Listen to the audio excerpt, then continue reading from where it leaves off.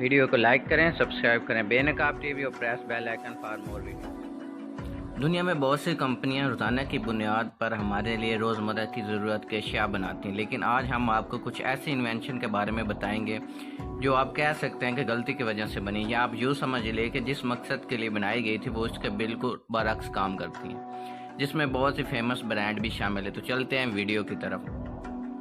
जब हम cold drink की बात करते हैं तो सबसे पहले ये बात आती है कि कोका कोला की। क्या आप जानते हैं कि कोका कोला को एक डॉक्टर ने इन्वेंट किया था? डॉक्टर जोबन ने। दरअसल उसे एक दर्द के खात्मे के लिए बनाया गया था।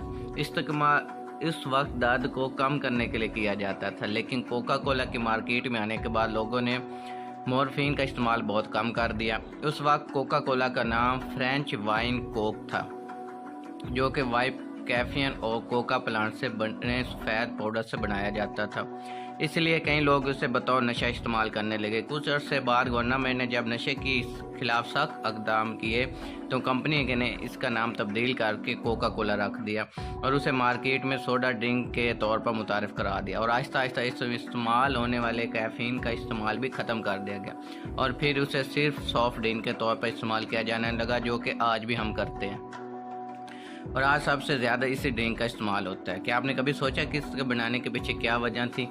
नाज़रीन, 1850 के दौर में तेल की फैक्ट्रियों में काम करने वाले मजदूरों को भी भारी मशीनों के साथ काम करना काफ़ी मुश्किल पेश आता था, क्योंकि मशीन लगातार काम करती थी, जिस वजह से इन्हें बहुत मुख्तलिफ किस्म का वैक्स मटीरियल बन जाता था, जिसको उन मजदूरों ने रोड वैक्स का नाम दिया था। इस वैक्स की वजह से मशीन का काम सुस्त हो गया था, इसलिए बार बार वैक्स को मशीन से बाहर निकालना पड़ा। तमाम कुछ मजदूरों ने हादसाती तौर पर इस वैक्स को अपने जख्मों पर लगाया। हैरान कुन तौर पर उनके जख्म तेजी से ठीक होने लगे। इस अफवाह को जब एक केमिस्ट रॉबर्ट को मिली तो उसने इस वैक्स पर अपनी रिसर्च शुरू कर दी, जिसके नतीजे में उसने एक पेट्रोल जेली वैक्स से एक वैक्स तैयार की जिससे जख्म बहुत जल्द ठीक हो जाते थे। रॉबर्ट ने पूरे यूरोप में अपने इजाद की तशरीह कर दी, जिससे वैज़लीन नाम की एक इजाद सामने आई और मेडिकल फार्मा कंपनी उसे खरीदना शुरू कर दिया, जिसको आज हम वैज़लीन के नाम से जानते हैं, और वैज़लीन आज भी दुनिया की फेमस कंपनियों में से एक है। जब दूसरी जंग अज़ीम के दौरान ज़ख्मी होने वाले फ़ौजियों को बिल्कुल मेडिकल कैंप में ले जाया जाता तो इनकी मरहम पट्टी के लिए बहुत से कपड़े और कॉटन इस्तेमाल होते थे, लेकिन जब इन चीज़ों की कमी होने लगी तो एक कंपनी ने इस मसले का हल दरियाफ्त कर लिया। उन्होंने एक न्यू तरीके से एक मटीरियल बनाया जो लकड़ी के बूरे और प्लांट के फाइबर से बना होता था,